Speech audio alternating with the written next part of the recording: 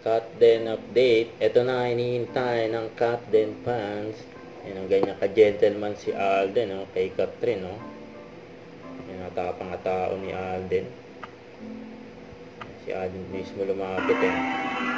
Nalalayan pa nga si Catherine. Nababa ang hagdan sa stage. Grabe yun. Grabe iyawan dyan, no? Paglapit ni Alden kay Catherine. Ayun yung Cut Den. May webang kuha yan, no? Ay, grabe, ah. Grabe yung sigaw, eh.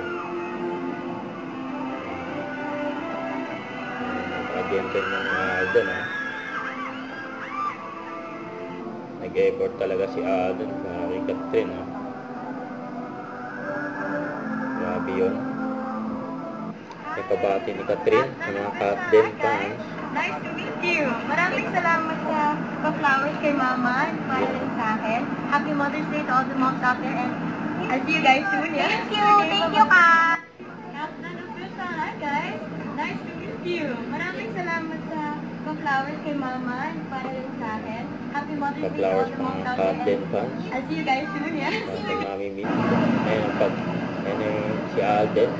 Nagpunta na doon sa kotse niya. Siyempre, kasama yung kanyang team ngayon. Nasabay pa nga ni Alden. Coaching ni Alden sa kanyang kotse ni Catherine. Nasabay pa nga umalis. Grabe yun. Huwag kalimutan mag-subscribe. Click ang notification bell kung na-update po ang recording action live. Bye guys. Thank you for watching.